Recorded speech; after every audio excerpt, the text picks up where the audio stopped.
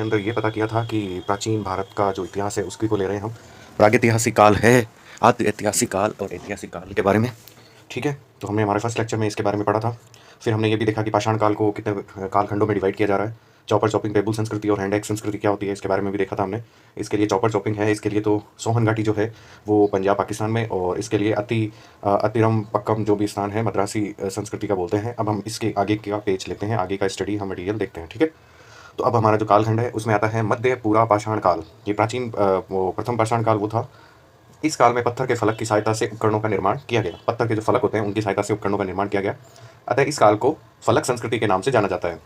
इस काल में स्क्रैपर यानी खुरचनी, बेधक जिसे कहते हैं, बेधनिया आदि उपकरण बनाए गए। तो खुरचनी, स्क्रैपर जो होता है, बेधक जो होता है, बेधनिया जो होता है, वो इसमें बनाए गए। गंगा घाटी, असम, सिक्किम, केरल को छोड़कर संपूर्ण भारत में इस संस्कृति के उपकरण मिले। गंगा घाटी में नहीं मिले, असम में नहीं मिले, सिक्किम में नहीं मिले और केरल में नहीं मिले, बाकी पूरे भारत में इस तरह के उपकरण प्राप्त हुए हैं जो स्क्रैपर स्लैब जैसे होते हैं। ये मध्य पाषाण पूरा पाषाण काल के हैं।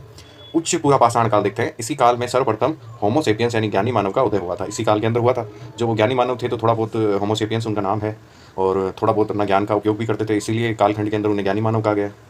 इस काल के प्रमुख उपकरणों में तक्षणी, चाकू, स्क्रैपर, बेधक और बेधनिया है। तक्षणी इस काल की विशिष्ट उपकरण है। इलाहाबाद जिले में बेलन घाटी में स्थित लोहंदा से हड्डी की बनी नारी की मूर्ति मिली है। हड्डी की बनी हुई नारी की मूर्ति इलाहाबाद के बेलन घाटी से मिली है। ये पूर्ववर्ती होमोसेपियंस की बनाई हुई हो सकती है। इस काल का मानव पहली बार रहने के लिए गुफाओं का प्रयोग करना प्रारंभ किया था, मतलब इस काल के अंदर ही गुफाओं का उपयोग किया गया था। तो गुफाओं का नाम आते ही हमारे जहन में भीमबेटका की जो गुफाएं हैं मध्य प्रदेश हुआ जाती है। तो भीमबेटका मध्य प्रदेश की पहाड़ियों में इन काल की गुफाएं प्राप्त होती हैं। इनका प्रयोग रहने के लिए किया जाता था। इसी काल का मानव सर्वप्रथम चित्रकारी करना प्रारंभ किया था उसने। भीमबेटका की गुफाओं में इस काल से बने हुए चित्र प्राप्त हुए हैं। और मध्य पाषाण काल, अब देखते हैं हम मध्य पाषाण काल को। यह काल पूरा पाषाण काल और नवपाषाण काल के मध्य एक संक्रमण काल की तरह रहता है काल था। वस्तुतः यह काल नवपाषाण काल का अग्रगामी था। इस समय जलवायु गर्म हो गई। अब बर्फ की जगह घास भरे मैदान प्रारंभ हो गए थे, मतलब जलवायु थोड़ी सी गर्म हो गई थी और बर्फ की जगह घास के मैदान चारों तरफ फैले हुए थे।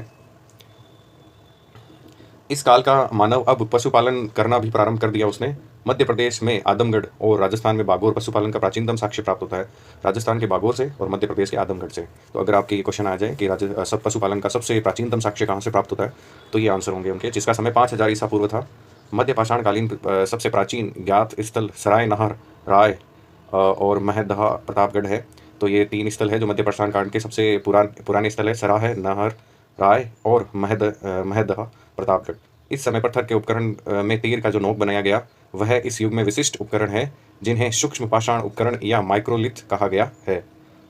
आगे देखते हैं इसको माइक्रोलिथ कहते हैं। माइक्रोलिथ का मतलब ऐसा होता है कि जैसे आगे का जो सूक्ष्म होता है पार्ट जो तीखा होता है।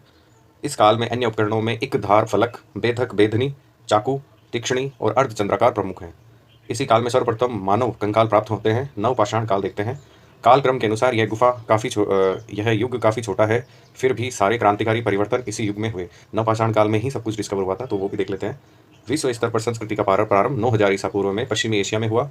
पश्चिमी एशिया के मानव जो गेहूँ, दलहन, तिलहन आदि के रूप में महत्वपूर्ण खाद्यान्न प्राप्त किया उन्होंने वहाँ पे। यहाँ की प्राचीनतम नवपाषाण युगीन बस्ती मेहरगढ़ पाकिस्तान है। ये मेहरगढ़ जो काफ़ी प्राचीन है स्थल है। कृषि का सबसे पहला और स्पष्ट प्रमाण यहीं से मिला।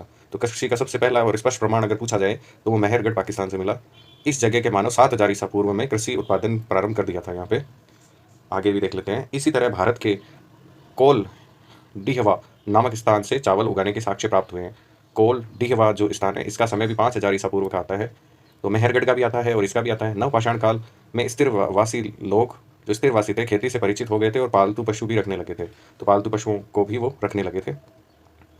इस तरह हम अपने हिस्ट्री लेक्चर को समाप्त करते हैं और आगे के पेज के बारे में आगे डिस्कशन करेंगे।